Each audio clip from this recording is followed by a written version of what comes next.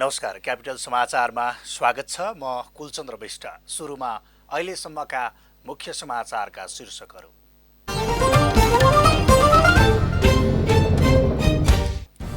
निर्वाचन आयोगद्वारा केपी ओली र पुष्पकमल दाहाल प्रचण्ड अध्यक्ष रहेको नेपाल कम्युनिस्ट पार्टी खारेज। ओलीलाई एमाले र प्रचण्डलाई माओवादी दिने निर्णय। वर्तमान राजनीतिक परिस्थितिका बारेमा कांग्रेस र जसपासँग प्राथमिकताका साथ छलफल गर्ने माओवादी केन्द्रको निर्णय। सरकारलाई दिएको समर्थन तत्काल फिर्ता नलिने। पछिल्लो 24 घण्टामा देशभर थप 59 जनामा कोरोना भाइरस संक्रमण पुष्टि। 60 जना निको हुँदा थप 1 जनाको मृत्यु। क्षेत्रीय चौतर्फी विकास आर्थिक साझेदारी सम्बन्धी सन्धि आरसीईपी कार्यान्वयनमा चीनको जोड। स्वास्थ्य सुरक्षा सम्बन्धी अन्तर्राष्ट्रिय यात्रा स्वास्थ्य प्रमाणपत्र प्रचलनमा। र काठमाडौँ मेयर कप 1 दिवसीय पुरुष क्रिकेट प्रतियोगितामा मंगलबार 2 खेल सम्पन्न। पुलिससँग आर्मी 3 विकेट र बागमतीसँग एपीएफ 27 रनले पराजित।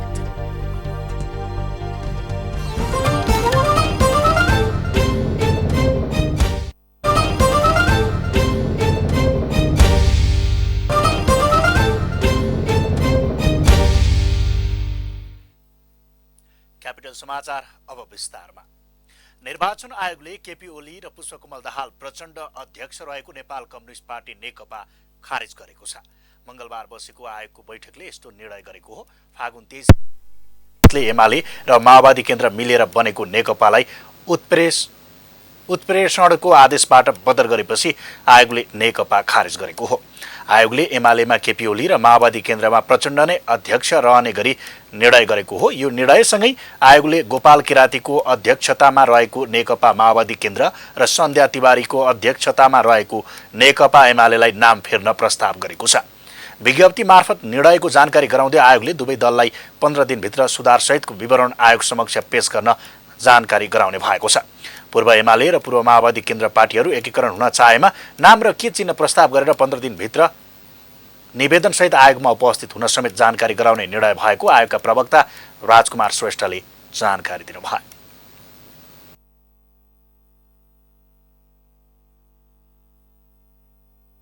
आजको निर्णयले आयोगले थप अवसर दिएको कुरा चाहिँ के हो भने यी दुई दलहरू एकपटक एकीकरण भइसकेको थियो र पुनः एकीकरण हुन चाहन्छन् भने अहिले कायम भएको नाम कायम रहिरहन सक्ने देखिएन। त्यसकारणले नयाँ नाम र नयाँ चिन्ह प्रस्ताव गरेर पुनः एकीकरणमा आउन चाहन्छन् भने 15 दिनको समयावधि चाहिँ आयोगले दिएको छ। यो 15 दिनभित्र उहाँहरूले नयाँ नाम र नयाँ चिन्ह प्रस्ताव गरेर आयोगमा निवेदनसहित उपस्थित हुन जानकारी चाहिँ आयोगले गराउने भन्ने निर्णय भएको छ। त्यसैगरी आयोगले दुई दल एकीकरणपछि बनेका जनप्रतिनिधिको सम्बन्धमा विवाद आएको अवस्थामा निर्वाचन घोषणापछि आउने विवाद निरूपण गर्ने आफ्नो कार्यक्षेत्रमा नपर्ने भन्दै त्यस विषयमा कुनै निर्णय नगरेको पनि प्रवक्ता श्रेष्ठको भनाइ छ। निर्वाचनको परिणाम घोषणा हुनुभन्दा अगावै त्यसको निरूपण गर्नुपर्ने अवस्थामा निर्वाचन आयोगले त्यो विषयको निर्णय दिने निरूपण गर्ने कुरा हुन्छ। तर निर्वाचनको परिणाम घोषणा भए पश्चातको सन्दर्भमा त्यो विषयमा निर्वाचन आयोगले विवाद अथवा त्यो सम्बन्धी विषयको निरूपण गर्ने आफ्नो क्षेत्रभित्र पर्दैन। आयोगको निर्णयको जानकारी सम्बन्धित दलहरूलाई पठाइसकेको प्रवक्ता श्रेष्ठले जानकारी दिनुभयो। सर्वोच्चले आइतबार ऋषिराम कट्टेलको नेपाल कम्युनिस्ट पार्टीलाई आधिकारिकता दिँदै नेकपा एमाले र नेपाल कम्युनिस्ट पार्टी माओवादी केन्द्र बिउतिने गरी फैसला गरेको थियो। नेपाल कम्युनिस्ट पार्टी माओवादी केन्द्रले संसद, सरकार, राजनीतिक प्रक्रिया र संविधान कार्यान्वयनको प्रक्रिया अगाडि बढाउने सम्बन्धमा प्रमुख प्रतिपक्षी दल नेपाली कांग्रेस र जनता समाजवादी पार्टीसँग छलफल गर्ने भएको छ। मंगलबार पार्टी केन्द्रीय कार्यालय पेरिस डाँडामा बसेको स्थायी कमिटिको बैठकले वर्तमान राजनीतिक परिस्थितिका बारेमा प्रमुख प्रतिपक्षी दल नेपाली कांग्रेस र जसपासँग प्राथमिकताका साथ छलफल र वार्ता गर्ने निर्णय गरेको हो। त्यसपछि आवश्यकताको आधारमा नेकपा एमालेसँग पनि वार्ताको प्रक्रिया अघि बढाउन सकिने निर्णय बैठकले गरेको नेता नारायण काजी श्रेष्ठले जानकारी दिनुभयो। त्यसैगरी बैठकले संगठनात्मक कामका सम्बन्धमा अहिलेको परिस्थितिको बारेमा पार्टीलाई प्रशिक्षित गर्न फागुन 29 गते केन्द्रीय कमिटिको बैठक र चैत 1 गते कार्यकर्ता भेला गर्ने निर्णय गरेको छ।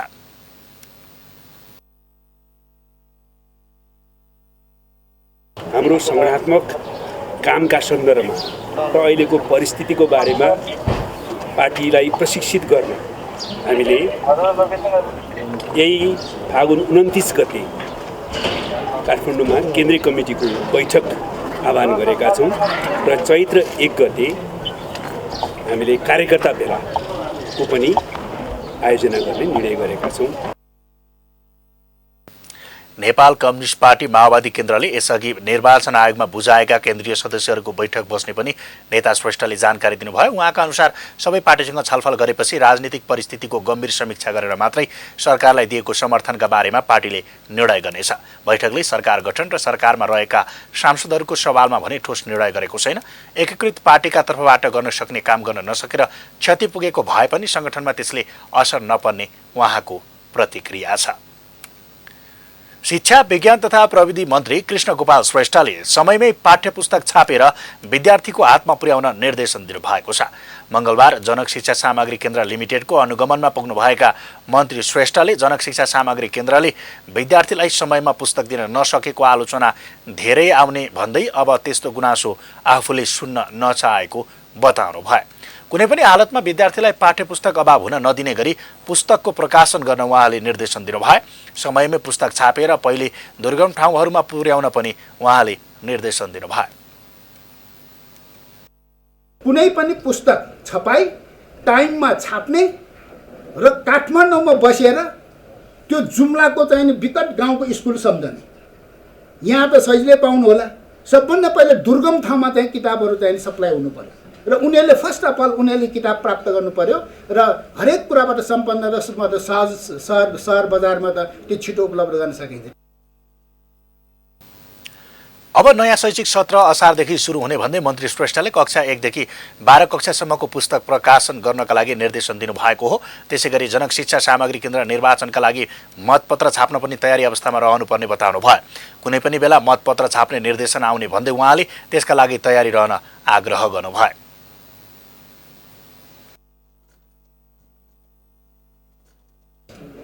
त्यो मतपत्र कुनै पनि बेला तपाईँले यो आदेश आउनेछ र आदेश आउने बित्तिकै मतपत्र भन्ने बित्तिकै सरकार मतलब कार्यकारी मतलब कार्यपालिका अथवा चाहिँ नि सरकारले चुनाव चाहेको र निर्वाचन आयोगले गर्ने चुनावमा चाहिने मतपत्र छाप्ने ठाउँले टाइममा छापेर दिन सक्ने ठाउँमा चाहिँ तपाईँहरू कुनै पनि बेला चाहिँ यो निर्देशन आउँदाखेरि मतपत्र छाप्न सक्ने स्थितिमा तपाईँहरू तयार रहनुहोस्।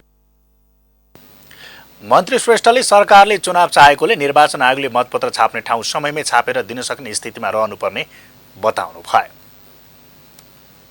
राष्ट्रिय सभा सांसद कोमल ओलीले नेकपा नेता रघुजी पन्त विरुद्ध गाली बेइज्जतीको मुद्दा दायर गर्नुभएको छ।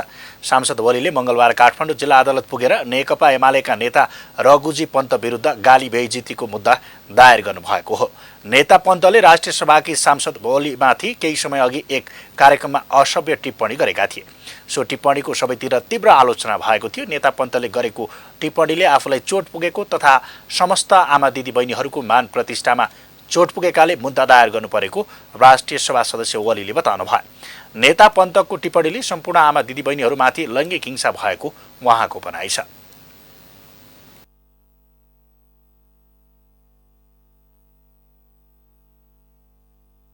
उहाँले मसँग माफी पनि माग्नु भएको छैन र यो यस्तो एउटा ठाउँमा पुगेको छ, यसरी यस्ता शब्दहरू प्रयोग गर्नुभएको छ कि यो माफ गर्न क्षम्य हुने खालको छैन। त्यस कारणले गर्दा मलाई चोट पुगेकै हुनाले र मलाई मात्र होइन समस्त दिदीबहिनीहरू समस्त आमा दिदीबहिनीहरूको मान प्रतिष्ठामा चोट पुगेको हुनाले चाहिँ मैले मुद्दा दर्ता गर्दैछु।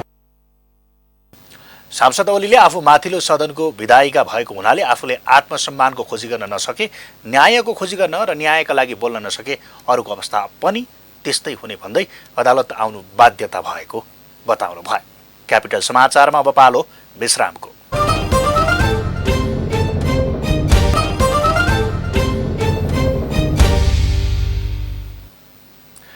विश्रामपछि क्यापिटल समाचारमा स्वागत छ। अब बाँकी समाचार।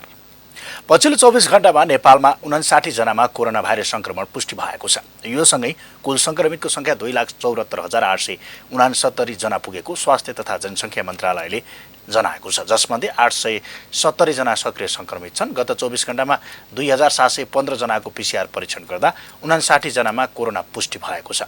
यो सँगै नेपालमा पिसिआर परीक्षण हुनेको संख्या 21,79,950 पुगेको छ। गत 24 घण्टामा एकजना कोरोना संक्रमितको मृत्यु भएको छ। यो सँगै मृत्यु हुनेको कोरोना संक्रमितको संख्या 3,012 पुगेको छ। हाल 56 जना क्वारेन्टाइनमा छन्। गत 24 घण्टामा 60 जना उपचारपछि डिस्चार्ज भएका छन्। यो सँगै नेपालमा निको हुनेको संख्या 2,70,987 पुगेको मन्त्रालयले जनाएको छ। 2077 सालको माध्यमिक शिक्षा परीक्षा एसईई परीक्षा आगामी जेठ 13 गतेदेखि सञ्चालन हुने भएको छ। एसईई आगामी जेठ 13 गतेदेखि 24 गतेसम्म सञ्चालन गर्ने राष्ट्रिय परीक्षा बोर्डको बैठकले निर्णय गरेको हो।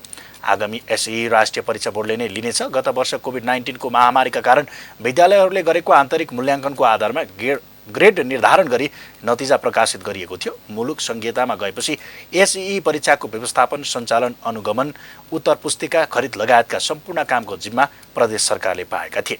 यद्यपि कानुनको अभावमा अझैसम्म पनि कक्षा 10 को एसईई परीक्षा राष्ट्रिय स्तरमा सञ्चालन हुँदै आएको छ। त्यस्तै कक्षा 12 को परीक्षा भने जेठ 26 गतेदेखि हुने भएको छ।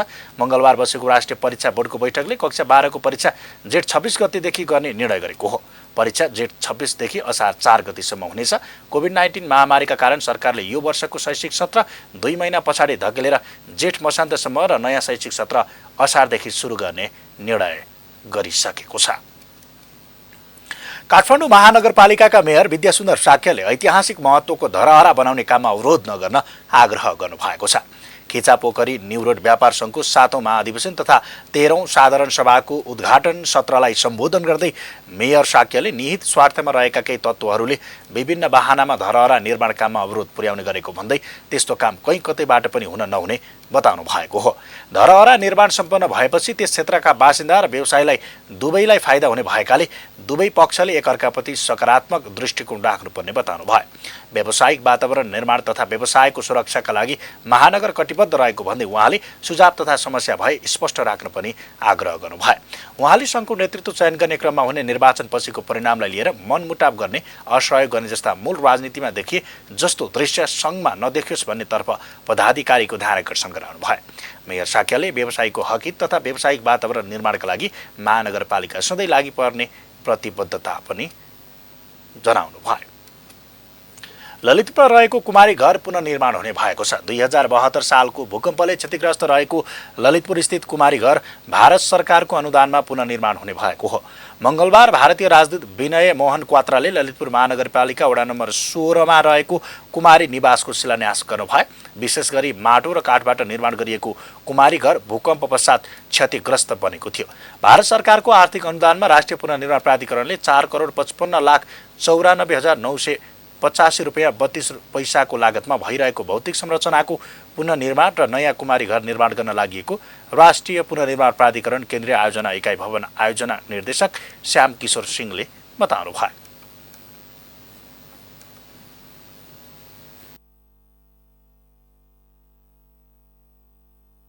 जे जहाँ जहाँ मर्मत गर्नुपर्ने, सम्भार गर्नुपर्ने प्रबलीकरण गर्छौँ। विभिन्न किसिमको प्रविधि प्रबलीकरणको आफ्नै रेट्रोफिटिङको ज्याकेटिङ गर्नेदेखि लिएर, तर यसमा हामी चाहिँ सिमेन्टको र डन्डीको प्रयोग गर्दैनौँ। त्यो भवनलाई चाहिँ पुरा त्यो गराउने, मजबुत बनाउने पुरानो स्वरूपमा, मौलिक स्वरूपमा र अझ त्यसलाई आधुनिक रूपमा अब सेवा सुविधाहरू युक्त बनाउने, त्यो भवनभित्र प्रकाशको व्यवस्था गराउने। अब काठका कुराहरू, धेरै कुराहरू जुन ब्यान्डहरू छ, काठका ब्यान्डहरू राखेर भूकम्प प्रतिरोधी घर बनाउने र यो भवन चाहिँ पहिलेभन्दा राम्रो उपयोग हुन लायक होस् भनेर त्यो हाम्रो मेन धारणा। यो निर्माणले करिब 1.5 वर्षलाई निर्माण अवधि तोकिएको छ। भौतिक संरचनाहरू पुरानै मौलिक स्वरूपमा बनाउने र सिमेन्ट डन्डीको प्रयोग नगरिने उहाँले बताउनु भयो। 1.5 वर्षमा सम्पन्न गरिसक्ने गरी बनाउन लागि भवन भूकम्प प्रतिरोधी बनाइने उहाँको भनाइ छ। क्यापिटल समाचारमा पुनः एकैछिन विश्राम।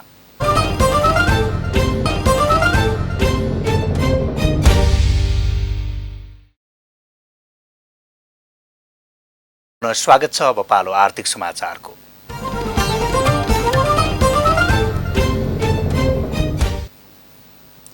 नेपाली बजारमा मङ्गलबार सुनको मूल्यमा 600 रुपियाँले गिरावट आएको छ। मङ्गलबार सुन तोलामा 85,600 रुपियाँमा कारोबार भएको नेपाल सुनचाँदी व्यवसाय महासङ्घले जनाएको छ। सोमबार सुन तोलामा 86,200 रुपियाँमा कारोबार भएको थियो। महासङ्घका अनुसार अन्तर्राष्ट्रिय बजारमा सुनको मूल्यमा अस्थिरता आएकाले नेपाली बजारमा पनि सुनको मूल्यमा उतार चढाव आइरहेको छ। यस्तै मङ्गलबार चाँदीको मूल्यमा पनि गिरावट आएको छ। चाँदी मङ्गलबार तोलामा 10 रुपियाँले घटेर 1255 रुपियाँ कायम भएको छ। यो सँगै हामी क्यापिटल समाचारको अन्त्यमा छौँ। अन्त्यमा मुख्य समाचारका शीर्षकहरू फेरि एकपटक।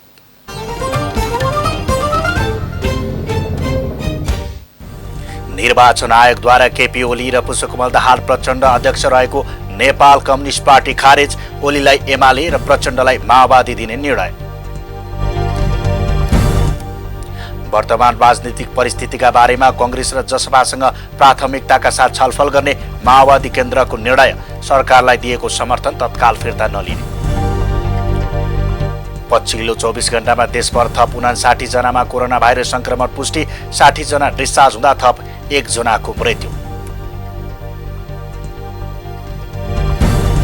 क्षेत्रीय चौतर्फी विकास आर्थिक साझेदारी सम्बन्धी सन्धि आरसीईपी कार्यान्वयनमा चीनको जोड। स्वास्थ्य सुरक्षा सम्बन्धी अन्तर्राष्ट्रिय यात्रा स्वास्थ्य प्रमाणपत्र प्रचलनमा।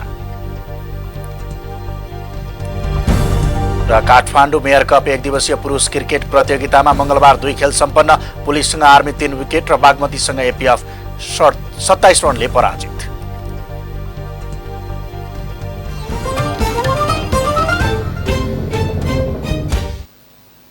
हौस् त क्यापिटल समाचार अहिलेलाई सकियो। सूचना मनोरञ्जन र ताजा समाचारका लागि क्यापिटल टिभी हेर्दै रहनुहोला। नमस्कार।